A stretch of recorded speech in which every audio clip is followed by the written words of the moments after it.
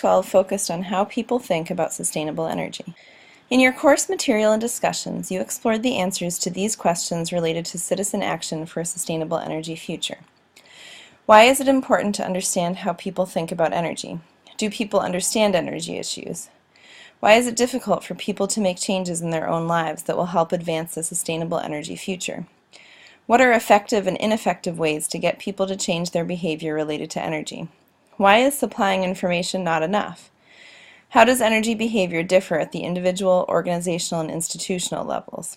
Which energy options do people prefer, and how do these preferences differ by geographic location, age, gender, ethnicity, race, and other demographic characteristics?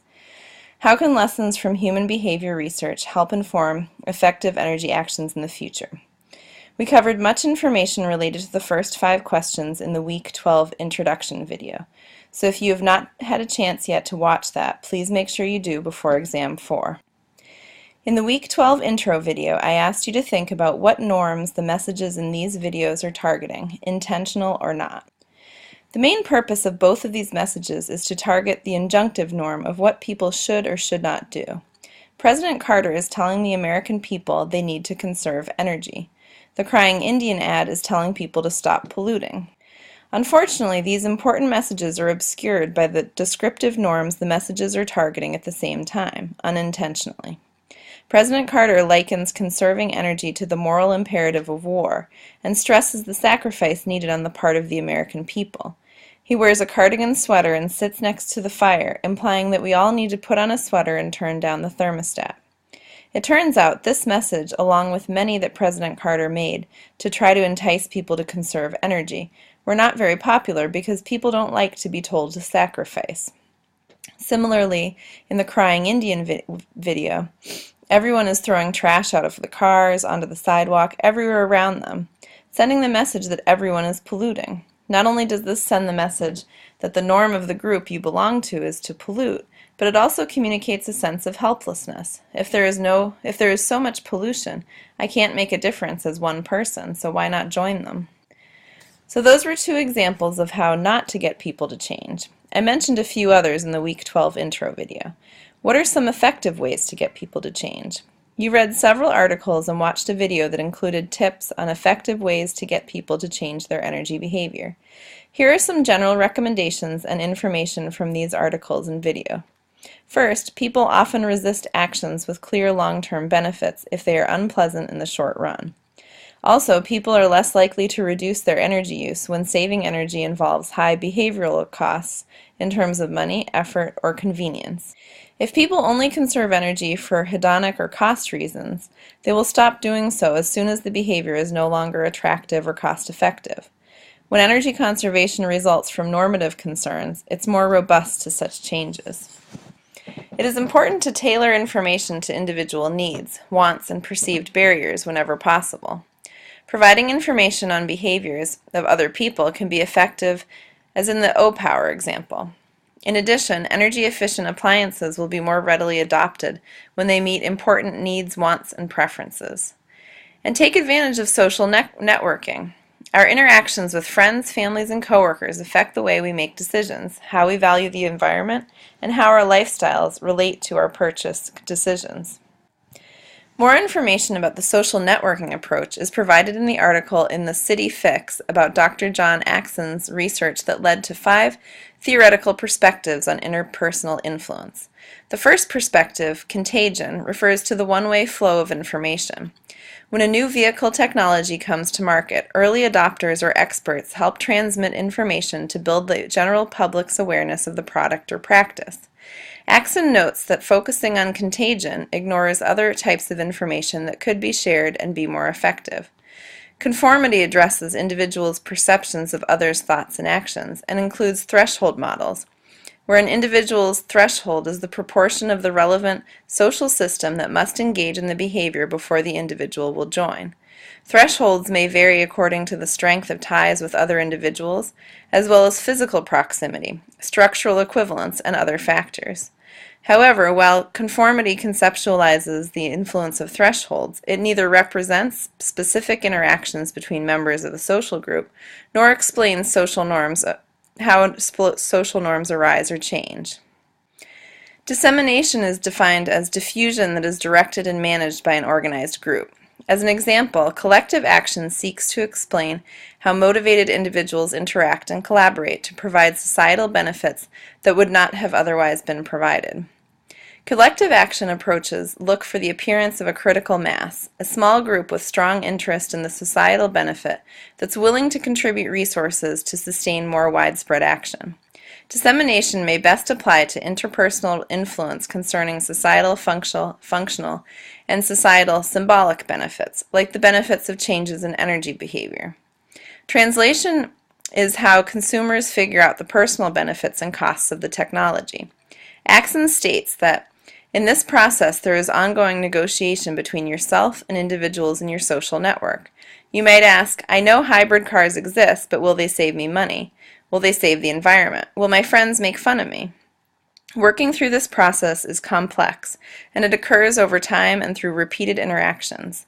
This fits in with the article you read about environmental issues often being seen as more of a feminine thing, and there being a need to focus on making these behaviors appear to be more macho. Reflexivity, the dynamic, continuous, self-aware process of defining and expressing oneself, is how consumers relate that technology to their personal values. Axon says, we found that under the right conditions, consumers will start to change their values and potentially commit to a more environmentally sustainable lifestyle, especially when an important reference group, such as family or coworkers, also supports that value. The reflexivity process counters traditional marketing models that assume people's values are firm and unchanging. The adoption of an innovation offering societal benefits, for example, a PHEV, may be one component or trial of a more fundamental shift toward a societally conscious lifestyle, Axon notes. After adoption, a user may solidify or modify their initial interpretations of the vehicle. Thus, similar to translation, the innovation and its social context are subject to continuous uncertainty and revision of interpretations and meaning, which underscores the need for more focus on dissemination, translation, and reflexivity in policies designed to change personal energy behavior. In terms of more specific policy recommendations, don't just focus on prices and rational behavior. Incorporate behavioral science into engineering and policy decisions. It's cost effective. In fact, behavioral changes have been shown to save $165 per metric ton of CO2 emissions reductions, compared with other options that cost $15 to $45 per ton. In addition, studies show that small changes in context, nudges, can affect behavior as much as large price changes. As an example, it may be effective to separate electricity retailers' profits from quantities sold to encourage firms to nudge consumers toward reducing energy use. Also, efficiency arguments tend to be more effective than curtailment or conservation arguments, and it can be more effective to try to change behavior at home than in transportation activities, especially since people may have more options at home than in transportation activities. We need to convince people that the policy is fair and effective at reducing energy problems, or they will not buy into it. For example, people generally think transport pricing will not be very effective at reducing car use, even though studies of actual effects of transport pricing policies show they can be very effective. There needs to be more targeted communication about the facts in order to change the perception. We also need to provide more balanced information about advantages and disadvantages, because people don't trust a partial story. We need to be cautious of rebound effects. For example, when people use efficient appliances more often because they are energy efficient, this can actually increase energy use overall rather than decrease it. Also, policies are more effective when they increase rather than restrict freedom of choice. As you may have noticed with the previous recommendations, a lot of these lessons apply to informing people about energy and energy behaviors. But studies have shown that information is not enough. So much more research is still needed to understand what people need beyond information and how to better understand people's energy behaviors. First, we need more large-scale social science randomized field experiments with clear theoretical predictions, measurements of target behavior, its antecedents, and associated energy use before and after an intervention has been implemented, and comparisons of effects of treatment group with control group not exposed to the intervention. The O-Power program is a good example. They sent home energy use reports to electricity and gas consumers that display the household's energy consumption, compare it with that of similar households, and provide energy conservation tips. They originally tested the program by sending letters to a study group and not sending letters to a group of controls, and measuring effects simply by comparing the two groups' electricity bills. The program has been so successful that it has been shown to reduce energy consumption by more than 2%. We also need to consider personal factors such as attitudes, values, norms, and habits alongside contextual factors such as physical infrastructure, technical facilities, the availability or not of products, special product characteristics, advertising, and shared socio-cultural objectives such as income and material growth. These factors are likely to interact, requiring interdisciplinary approaches.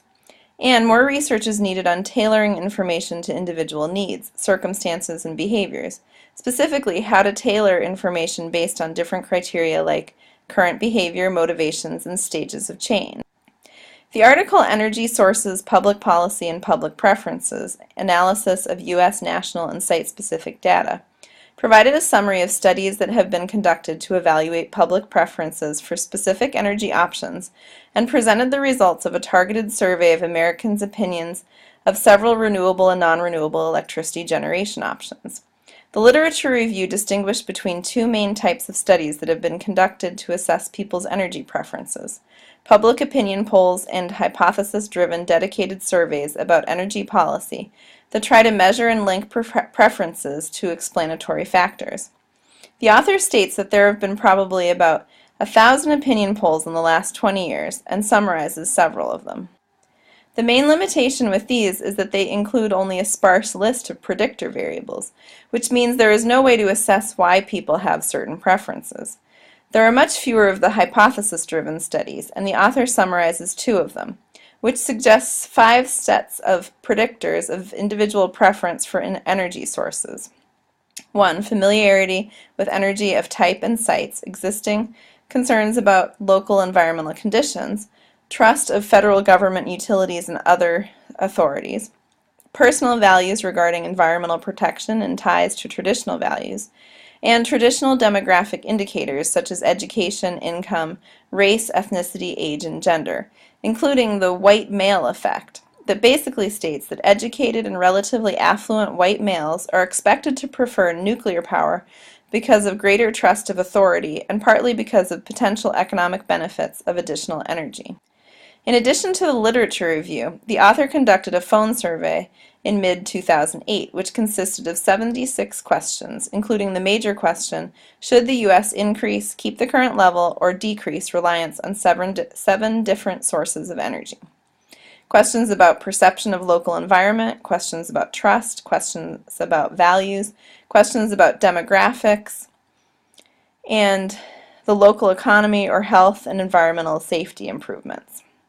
The total sample size was 2,701 U.S. residents with a nationally representative sample of 600 people and 11 sites, including a 50-mile radius in each, totaling 2,101 people. 5 sites were locations for possible new nuclear power plants that would be adjacent to existing nuclear power plants, and 6 sites have existing major U.S. Department of Energy facilities with a prominent nuclear waste management facility.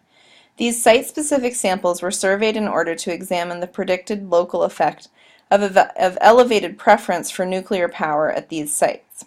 The end result was that there were actually very little differences between these sites and national sample in terms of nuclear preference. Renewable sources, solar, wind, dams, and hydro, were favored by the vast majority of respondents, with over 90% in the cases of solar and wind. Natural gas and nuclear were favored over coal and oil. Overall, people seemed to want to decrease coal and oil, and the respondents were pretty split on whether to increase or decrease nuclear. The strongest predictor of whether someone favored fossil fuels or not was whether they thought it was harmful or not. Those who favored fossil fuels didn't think they were harmful, but thought wind might be harmful. Pro-fossil fuel respondents also tended to be older and not white and wanted the government to lower energy costs.